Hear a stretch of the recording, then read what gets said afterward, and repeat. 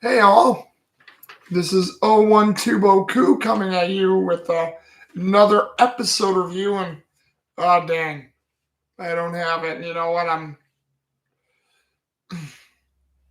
Don't want to get up and get it. Well, you guys know it. I'll probably have it for the other reviews. It's been a bad week, but it's the episode 7 review of Fullmetal Alchemist Brotherhood: Hidden Truths, and I'm here to review it for you guys. I'm happy to do so. But like I said, at first I'll let you guys know really quick. It's been a terrible week in many ways. Just let's see. Work week's been terrible, and on Saturday, as I was getting ready to turn off my computer here because I was using it at the time, I had sadly pivoted on my left foot with my left leg, and as I was turning my left leg with my foot, I pulled and or tore my quad muscle and was in quite a lot of pain. I had to go to the urgent care room and all that stuff. Did not want to go to a hospital, and it was just a huge mess. And it's all I can say about it. It was a mess. I did not enjoy it. It is what it was, but hey, here now, doing what I need to do, and it is what it is. But I'm here to finally bring you, after several days of not doing a review, and I'm sorry that last week I couldn't get a movie review in, but of course with this injury, a movie review was not in my immediate future, but I'm here now to do what there is now, and we will begin. So, episode 7, the hidden truths of Fullmetal Alchemist Brotherhood, begins with let's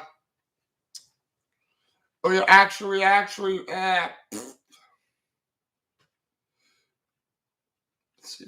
So it's been a couple days and it was fresh in my mind. It still is fresh in my mind, but actually it began with Scar being in.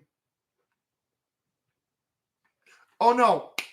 Actually, no, not yet. So it was that. It was the Elrics had gotten to the or no. Oh man, I can't believe it. I can't believe I messed it up at the beginning. But it actually began in the south area of the or the military command post, the South Military Command Post, and it was Gluttony, voiced by Tetsu Shiratori and Chris Kaysen, and Lust Kiko Inoue and Laura Bailey sniffing out Scar, and Scar is basically walking in the sewers trying to avoid detection, and Scar, voiced by Kenta Miyake, J. Michael Tatum, is just walking around. He all of a sudden sees a bunch of mice running in the sewer away from something. He then spots Gluttony running at full speed at him. He uses his right hand to block Gluttony, and Gluttony sort of like tries to block it, but he loses an arm. Flippin' Scar is shocked by what happened, was not prepared for it. Lust then comes out of nowhere, blasts Scar away, and we don't know if she got him or nothing, but then, Scar ended up, getting injured and, thrown possibly into the river because there's a bridge that completely gets destroyed that gets the attention of Roy Mustang, Shinichiro Miki, Travis Willingham, Riza Hawkeye, Tamiko Orikasa, Colin Clinkerbeard, and Jean Havoc, Yuji Ueda, Mike McFarlane. I heard that it's not Jean, but it's Jean from Mike McFarlane, so Jean Havoc. And so yeah, Yuji Ueda, Mike McFarlane, and they're going to investigate if Scar was there. All that's left is Scar's bloody jacket, and Roy Mustang wants him found at any cost. And he said, and in his mind, if he helps take care of the Scar problem, he helps the Central Command Post basically out with their thing, and it earns him a hopeful rank to becoming the Führer, because that's what Roy Mustang wants. He wants to become the next king of the nation. And then it goes to Edward Elric and Alphonse Elric, Romy Paku, Vic Mignogna, Rie Kugamiya, Maxie Whitehead, and they're with also Alex Louis Armstrong, Kenji Utsumi, Christopher Sabat in the library. And we learn from Lust that she burnt down the central library to keep Edward Elric from finding out the truth. So the Elrics are, saddened, they're dismayed because they came all the way to Central. The first library is destroyed, and they don't have anything to look at the notes or the books. All of a sudden, we have two soldiers coming out of nowhere: a Lieutenant Maria Ross, voiced by Kaori Nazaraka, and Meredith McCoy, and Denny Block, voiced by Yuki Hayashi, Jim Furonda. They tell Major Alex Louis Armstrong that they're in charge of them. Armstrong leaves them in their care. That Elrics aren't too happy about it, but they go along with it. And they're, talking about the branch library and how it was destroyed.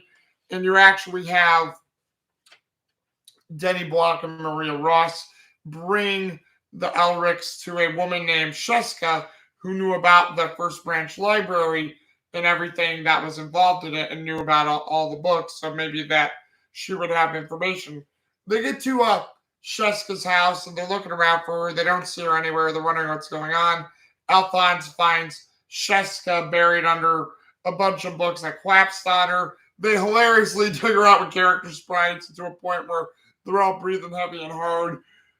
Denny Block is trapped underneath a mountain of books himself, and they found her, and Sheska, who's voiced by Chika Fujimura and Gwendolyn Lau, is happy that she was saved. She's shaking hands with them, and she goes into this hilarious tirade that books were her life. She loves books. It's all about her. She couldn't keep a job because of books. She was fired, and, she wants to move her mother into a better hospital because her mother's dealing with, sickness issues. And so, there's like a woe is me thing. The Elrics do a woe is me because they're looking for a book that she may know of, but the library branch burned down. But as soon as they explain what they're looking for, Sheska knows of Dr. Tim Marco's notes to the detail. She has a photographic and or eidetic memory to where she can remember everything. So she copies in 5 days. 5 days wasn't like that because we didn't get anything longer going on. It's like 5 days were over. Here you are. Here are the books. And, it's all good. And they basically discover what Tim Marco wrote was recipes. And, Denny Block and Maria Ross are shocked. They're like, why would Dr. Marco write a cookbook? This makes no sense. You boys have done all this time for nothing. And then Edward Elric asks Sheska, have you copied this word for word exactly what was down in his notes? And she's like, yes, this was exactly what was written and what I remember.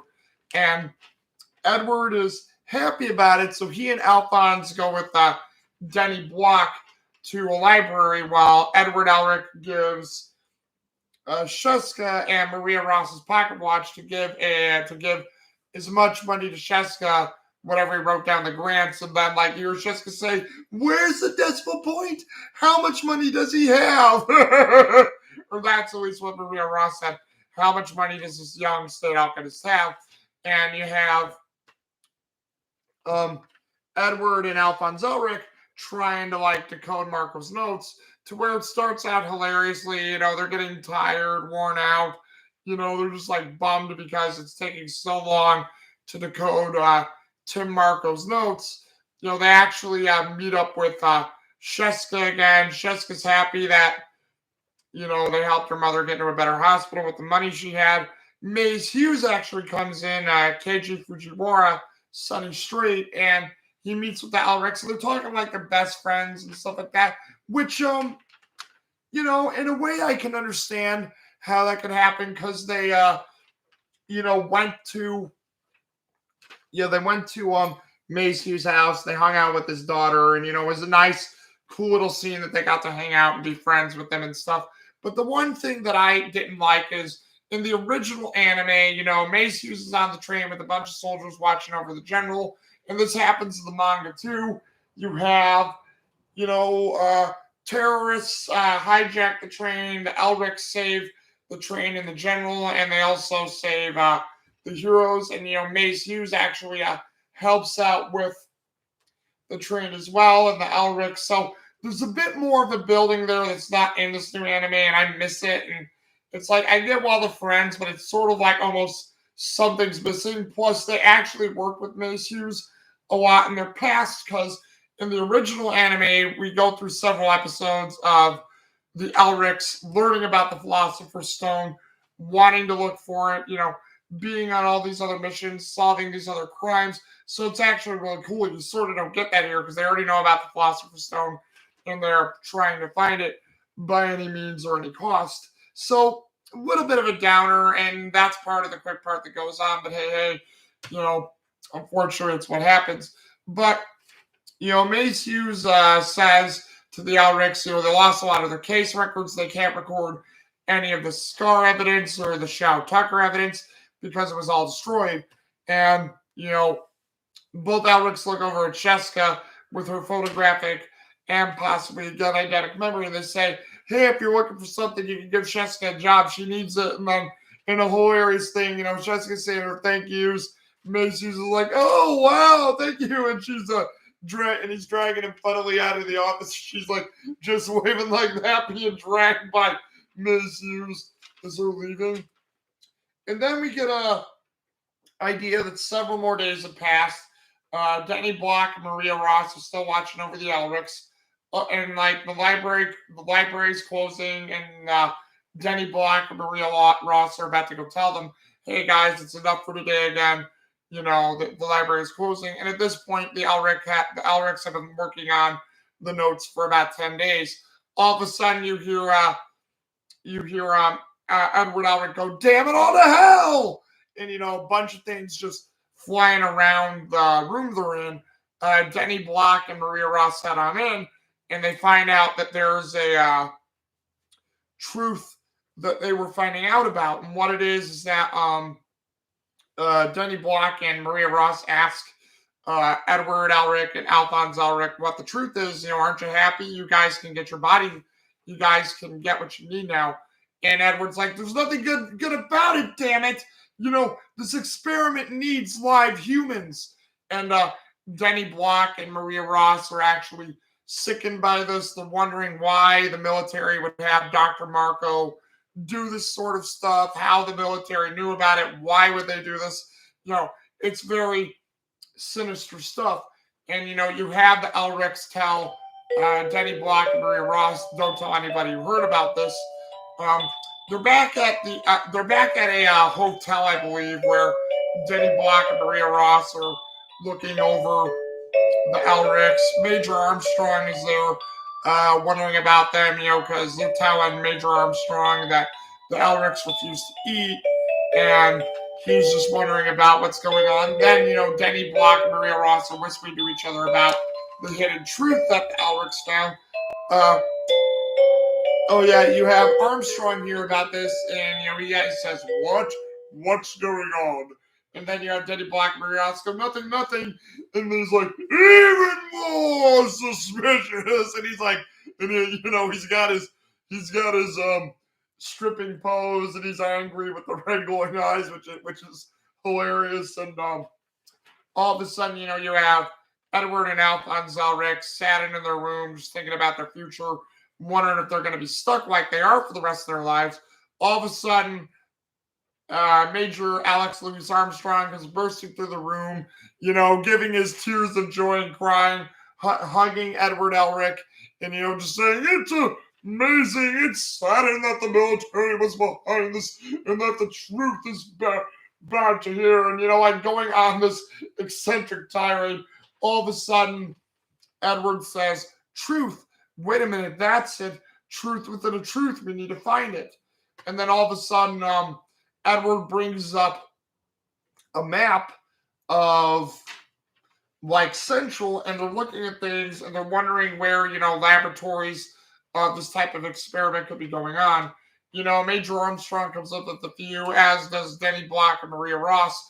All of a sudden, Edward notices this abandoned, condemned lab, and he says, "I think that's where it is." Denny Block says, "Why do you think that is?" And Edward says, "Well, look, there's a prison right next to it, so they could get all the bodies they need." And Maria Ross and Denny Block are sick into their stomach. They can't believe what they're hearing. And Edward's like, why not? Because, they could fake it like an execution, and this way they could experiment on the prisoners. And, they're all wondering, like, how could this be happening again? Holy crap. And then all of a sudden, Major Alex Louis Armstrong, takes the map and he takes the notes they deciphered, and he's like, "Let me take a few days to look this over. If I don't do this myself, this could turn into a political nightmare, and we need to know what we're dealing with." And then all of a sudden, he looks at the Elrics and he's like, what are you conspiring? You were going to that lab, weren't you? You were going to try to sneak out and do it." And, they're like, no. And then they actually do. They sneak out of their hotel room. They go to the lab. They do what they need to do. They sneak into the lab, hopping over barbed wire and climbing on it, and using their wits to enter. All of a sudden, you have Alphonse lift Edward into one of the ventilation system, because Alphonse can't fit because it's too big and he feels dejected that he can't get through. It's just sort of how it is at the moment. And Edward's climbing in, and while he's climbing in, he finds out the place still has power. He's suspicious about it. And I think Edward tripped an alarm or something, because we have these two people in knight armor who seem to know that they're there and they're coming. And then while Alphonse is waiting for Edward, you see this one guy who's called, I think he's 66. He comes down out of nowhere trying to chop at Alphonse. And that's how the episode ends. So, that's how it goes. And let's see. Characters of note in this episode, I would again say, Vic Mignogna had a very good role in this episode, as did Maxi Rydad, Romy Parker, Rie Kugamiya as well. Their performances were really good. Well done. I have to say, Kaori Narzuka, Meredith McCoy, and Yuki Hayashi, Jim Furonda, Denny Block were of note. They were great characters, and nice side characters to have. They were funny. They were great. Same thing with Sheska, Chika, Fujimura, Gwendolyn Lau. They were great. She was great too. Great comedy characters, and great feeling moments for the Elrics too. Also, I have to throw in there again Alex Louis Armstrong, Kenji Utsumi, Christopher Sabat. Great performance of the big man. Great, eccentricities. Christopher Sabat did a great job. Kenji Utsumi did a great job. So great stuff. Those would be the characters of note that I would give up for this one. And my final thoughts on the episode. It is a good episode. This is where it starts to go fast, because they had a bit more in the original anime to support this, but they have to move fast through it. They want to get going because everybody knows these episodes before. I recently watched the audio commentary on episode 1 for Fullmetal Alchemist Brotherhood, where Mike McFarlane says, there's less filler. It's just boom, boom, boom, boom, go, go, go. So, he admits it moves quite fast, this show. And, it's cool and it's got great action, but I just missed some of the things that they built on the original show that I wish were in here, but sadly aren't. But that's my final thoughts. It's still a great episode. The pacing is decent. There's some things that you realize that they just sort of hop through, but it's not too bad, all things considered, I guess. So I think the episode was a good episode. I didn't mind it at all. So hey. But what do you guys think? Do you like Fullmetal Alchemist Brotherhood? Did you enjoy episode 7 if you've seen this and all that good jazz? Just leave me a comment down below and let me know what you guys thought, all right? But until then, this is 012Boku coming at you with another episode of anime at this moment. And I will see you again. Deuces.